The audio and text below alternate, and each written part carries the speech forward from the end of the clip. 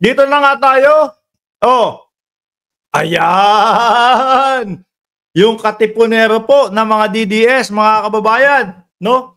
Si Binoy kasi, idol niyan si Bonifacio, mga bossing.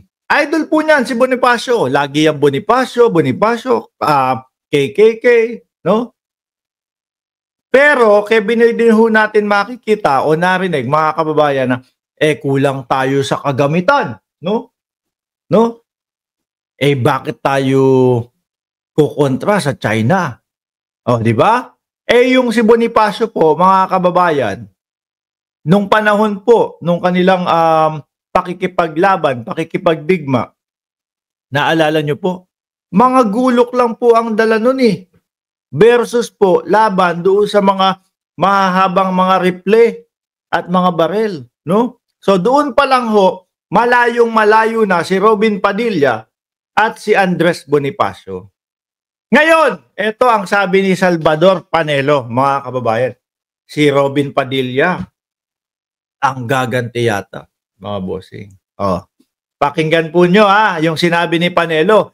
Nag-usap kami ni Presidente Duterte. Ayan. Sabi ni Ram J. Negros Island, 1,713 viewers. Oh, mag-like daw kayo. Nag-usap kami ni Presidente Duterte and he agreed with my suggestion. Oh, na kung si Inday talaga iko-convict nila o ipapakulong. Siguro ramdam na po talaga nila. Naku, may kalalagyan talaga si BP Sara, no? Unang-una diyan sa confidential funds na hindi maipaliwanag. Pangalawa, yung pagbabanta po sa tatlong personalidad na si Pangulong Bongbong Marcos, si First Lady Lisa Araneta Marcos at si House Speaker Martin Romualdez. Mga bossing, doon po ramdam na nila na meron talagang patutunguhan na hindi po nila gusto kay BP Sara, no? Nag-usap kami ni Presidente Duterte and he agreed with my suggestion na kung si Inday talaga iko-convict nila o ipapakulong nila, hindi na makakatakbo. Correct yan. Kapag po na-impeach ang Vice Presidente, mga kababayan, disqualified na po siya sa pagtakbo bilang Presidente sa 2028. Kung sakali naman na kaso lang, makakatakbo pa din po ang Vice Presidente. Kaya nga po no, yung sinasabi ng mga DDS, hindi matutuloy ang impeachment. Opo, totoo po yun. Ngayong taon, no? Kulang na po ang oras, kulang na po ang panahon. Ilang araw na lang, 16, 17 araw na lang at 2025 na. Ngayon, hindi. At ang nakikita ko po na pagsulong ng impeachment na yan, mga kababayan, kapag wala na si Bato de la Rosa, kapag wala na si Bungo, kapag wala na si yung mga Cayetano, pag wala na si Tolentino, diyan sa Senado. Diyan na po yan, mga bossing. Konting panahon lang upang sa ganon, mga kababayan, pag lumusot po sa Kongreso, lusot na din po agad-agad sa Senado. Napakadali. Pero hanggat nandyan po yung mga personalidad na kagaya po ni Bato, ni Bungo, ni Tolentino at yung mga pro-DDS at wala pong ibang ginawa kundi ipagtanggol lang ang dating Pangulong Duterte, kapalmuks po yung mga yan Boboto po yan ng no to impeachment dahil po ang dahilan nila, kakampi nila si Inday Sara Duterte. Hindi po dahil merong sapat na ebidensya para ma-impeach ang Vice Presidente. No? So, yung mga DDS, medyo hintayin nyo ng konti pagkatapos ng eleksyon. O yan. Diyan mangyayari, nakikita ko. Yan ang tama na oras para sa impeachment. So, ngayon daw po, hindi na makakatakbo si BP. No? Dahil nga kapag ka-impeach, disqualify na. At nakakulong daw, sabi ng iba. Robin Padilla daw po sila, mga kababayan. Robin Padilla tayo. Yun ang walang tatalo. Tinapa. Naramdaman, naka-experience na mag-number 1 sa Senado. Kaya ho ang tingin nila, mga bossing, makakaulit si Robin Padilla. Unang-una, kasama po ang boto ko diyan sa nakapagpa-number 1 kay Robin Padilla. Pangalawa po, kasama po ang mayoryang Pilipino diyan sa boto na nakapagpa-number 1 kay Robin Padilla. Ngayon po, Panelo, no? Puro kayabang. Ngayon, Panelo, ang majority ng mamamayang Pilipino ayaw na kay Robin Padilla. Ito yung talagang totoo. No? Ito yung talagang real talk, mga kababayan. Ito po talaga ang nakabudol sa atin. Si Robin Padilla, mga bossing. So kumbaga, mga kababayan, kung matanggal o madisqualified si Inday Sara Duterte, si Robin Padilla ang maggaganti kay BP Sara. Palusutin na natin sa ating mga kaisipan, mga bossing. Kunyari lang po Huwag kayong magalit sa akin. Kunyari lang po na manalo si Robin Padilla. No? Ano sa tingin nyo ang gagawin niyan? Igante ang Vice Presidente. Palayain si Kibuloy, palayain si BP Sara, at kumbaga tapusin ang usaping ICC. Kaso wala. Next year na lahat yan. Ito po talaga ang totoong budol. Bakit po? Ano po ang nakikita natin na ginagawa at nagiging silbi po ni Robin Padilla? Meron nga itong pinapasang bill Anti-dynasty, mga kababayan. Anti-dynasty bill. No? Na siya din po, mga kababayan, ang isa sa nagsasabi na okay sa kanya ang 3 Duterte sa Senado. Biruin nyo po, nagpasa ka ng bill ng anti-dynasty tapos okay sa'yo, 3 Duterte agad doon sa Senado.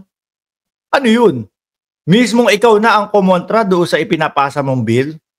Kaya minsan pumapasok sa isip ko, si Binoy kaya yung mga nag-iisip ng mga bill na pinapasa niya, na inaano niya, gustong ipapasa. Sumagi din ho sa isip ko, mga kababayan, na baka itong yung mga ginagawa ng mga bill nito mga to, pinapagawa lang sa iba. Kaya hindi ho nila alam. No? Kaya hindi ho nila alam, mga bossing, na etong bill na to, masasagasaan ko to. Kasi ako mismo ang nagpasa nito, anti-dynasty, tapos 3 Duterte ang gusto ko. Kakamping, isa-isahin natin kung sakali na si Binoy ang kanilang maging pantapat sa 2028. Kung sakali, kakamping, mga bossing, Diyos ko po, malabo pa po sa tubig kanal na iboto ng mga kakamping to. Ang nakikita ko doon sa mga kakamping, ang gustong-gusto nila, yung mga lawyer, yung may mga sinabi talaga, yung kayang magpaliwanag. Ayaw kay Binoy niyan. Kasi mukbangan lang po Mukbangan lang ang laban ng kay Binoy Dumako tayo sa mga supporter ng gobyerno po. Para po sa akin kasi, merong supporter ng gobyerno as in government lang po, at merong supporter na kaya nakasuporta sa gobyerno dahil kay PBBM. Supporter po ni PBBM. Government supporter ho, mga kababayan. Ayaw din dito nito. Hanggang ngayon po, ilang taon na. Nakaupo, magtatatlong taon na po sa 2025, sa July. Wala pa din po. No? Yung karamihan sa government supporter at supporter ni Pangulong Bongbong Marcos, gusto yung matalino. Gusto yung talagang mapaunlad ang ating bayan.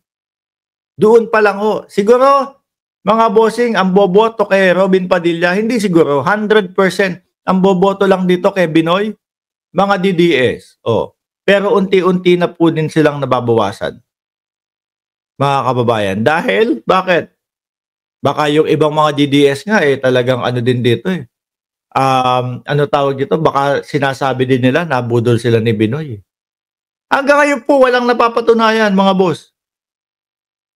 Hanggang ngayon po, wala. Mukbang. Ang Ang panlaban na lang po, mga bossing, ni Panelo kung bakit niya nasasabi yan. Kasi nag-number 1 po sa Senado nung election po ng 2022. Wala na pong iba, mga boss. Kung panlaban sa talinuhan po doon sa ibang mga kumakampanya, kigibo lang eh. Laglag na to eh. Di ba? Wala na to eh. Sabi ni Nemesio, malabanan, saling pusa lang yan si Binoy sa Senado. Wala kasing alam. Correct ho. Pagpasensyahan mo na, Binoy. Idol ka namin sa pelikula. Pero kapag kayong dyan sa Senado, walang binatbat po talaga, mga kababayan. Baka kay Manny Pacquiao lang ho eh, hindi uubra to eh. No? Kasi po si Manny Pacquiao, mga bossing, sa totoo lang, meron tayong mga panahon, mga oras na nasasabi natin, tignan mo si Manny Pacquiao, mas mahusay pa kaysa doon sa ibang mga senador. Meron po tayong mga pagkakataon na nasasabi po natin yung kay Manny Pacquiao. Dito po kay Binoy hanggang ngayon, wala pa ding maipagmalaki. Ano? Nakaisa lang sila nung 2022. Pero hindi ibig sabihin, mauulit. Hindi ibig sabihin na pagbibigyan ulit ng sambayan ng Pilipino, mga kababayan. Kaya, diyan sa mga Duterte, diyan sa kampo ng mga DDS, umisip kayo ng ibang ipantatapat. No? Umisip kayo nung may ibubuga. Hindi yung Robin Padilla. Kahit alam nilang mahina ang kokote. Pero Robin Padilla tayo kasi malakas yan. Nag-number 1 niya sa Senate. Tanungin mo kung may iba pang dahilan. Wala na. O, yun po ba yung mga tao na nagmamahal sa ating bayan? Hindi po. Ang mga taong nagmamahal sa ating bayan, mga bossing, yung talagang iisip ng isang tao na alam nila na maganda ang magiging epekto at maganda ang bibigay na resulta sa sambayan ng Pilipino at sa buong bansang Pilipinas. Mga boss, sabi ni Oscar Santo Domingo, yung ads ni Bato, kuha pa nung 2017, si Digong nyo pa ang presidente. Wala naman silang kasi. Yun at yun lang din kasi ang maipagmamalaki nila. Wala na hong iba, mga kababayan. Sabi ni Efren, escape o escape. Kung escape o escape, hindi yan si ex-convict binoto ng taong bayan. Binoto lang yan ng NPA, IPNA. Ano yung IPNA? Sabi ni Romeo Mapalo, panis yan kung gustuhin ni Chavit Singson na tumakbo sa pagkapangulo sa 2028. Anyway, mga kababayan, tingin ko naman bulalas na lang ng mga bibig nila ito dahil wala na silang mapili, wala na silang maipanlaban po para mabalik sa kanila yung posisyon ng pagka-presidente, no? Dala na lang po yan dahil nag-number 1 si Robin Padilla noong 2022. Pero ako po, bago tayo matapos, sasabihin ko ito, hindi na po mauulit yun. Malabo na po. Baka nga pagka kunyari si Binoy, kasama doon sa tatakbo sa midterm election, baka hindi na po makapasok sa number 12 to Baka nasa number 15 o 20 na din ho ito, mga kababayan. Kasi nakita na wala naman din palang magiging saysay sa Senado. Okay, maraming salamat po mga Boss Chief Amo Sir. Magpapaalam na ako. Sabi ni Dayan, buena pe, ano naman ang gagawin ni Binoy? Sa 1,600 viewers, huwag niyo pong kalimutan na mag-like, mag-subscribe, and mag-share dito po sa ating Mark Ramos channel. Maraming salamat and God bless po sa ating